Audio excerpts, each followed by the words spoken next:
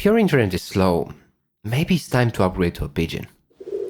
Back in the days when downloads would take hours to finish, most of us would just suffer through and move on with our day. But that wasn't the case for Trev Davis though.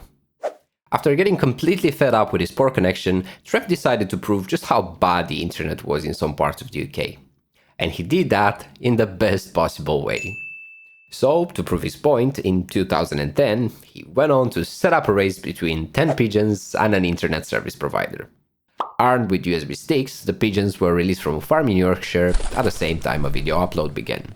Unsurprisingly, the pigeons smoked the internet provider and got to Skegness, 120 kilometers away, in just an hour and 15 minutes, all that while the upload was only at 24%. So, if you live in the UK and enjoy your fiber broadband today, I think some thanks are in order for these guys. And Trev. Let's not forget about Trev. But if you're lucky enough to have Wi-Fi when flying, and it's actually good, this is all thanks to the unusual partnership between Boeing and 9 tons of potatoes. Yep, you heard that right. Not long after the pigeon race in 2012, Boeing started what's known as Project Spuds.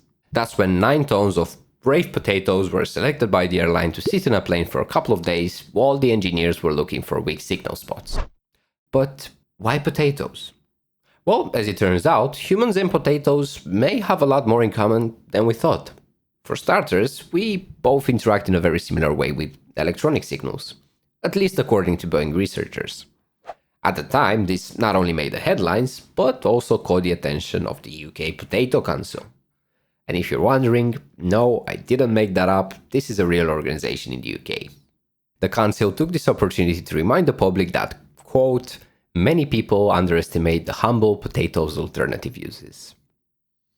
True. That's very true. Just like many of us underestimate the squirrels. It may surprise you, but they're actually one of the top reasons for power outages in the US. Yeah, I also found this hard to believe at first, but hear me out. What some call squirrel-induced blackouts happen because squirrels like to chew on things. And sometimes these things just happen to be power lines. These are obviously much quicker to fix than the one caused by storms, but they're also a lot more common. So common in fact that the American Public Power Association now uses a squirrel index to monitor them. And while the squirrels are out there wreaking havoc, a herd of 200 goats is peacefully mowing the lawn at Googleplex. Wait, wrong picture. Yeah, that's the one. This started back in 2009 when Google took a more carbon neutral approach, let's say, and instead of using actual lawn mowers, they contracted California Grazing for the job. Which, I guess, subcontracted the goats. To be honest, I'm not 100% sure about the organizational structure, but what I do know is that Google definitely won the internet when this went public. But before Google even made its name, someone else was at the center of the spotlight. This coffee pot. Which is the reason why you have to turn your camera on during Zoom meetings. Or, better said, why you have a webcam at all. The year is 1991. And computer science researchers at Cambridge University had a big problem. You see, most of them work in different parts of the building, but the only coffee pot was in the main computer lab. And sometimes they would go in there only to find out that the pot is empty. Something had to be done. I guess buying more coffee pots wasn't really the answer, because instead they went on to invent the first webcam just to check if there's any coffee left in that pot. Soon after that, in 1993, the team moved the footage online, and it completely blew up. So much that millions of people from all over the world were now tuning in just to check on the coffee pot. But it wasn't long until the star of the show had to retire. So in 2001, the coffee pot went offline, and the last image seen by fans was the camera being turned off. Now, after a life of fame, the coffee pot lives in Germany, bought by the news magazine Der Spiegel for £3,350 on eBay. And while we're at the topic of inventions, Samsung found a very unique way to do quality control for their phones. I present to you the Buzz Robot. Dressed in a pair of jeans, the bat robot's purpose is to make sure your phone doesn't crack under pressure. And he's doing that by simulating a 100-kilogram person sitting on a phone a few hundred times. Now that's what real commitment to quality control is. Way to go, Samsung.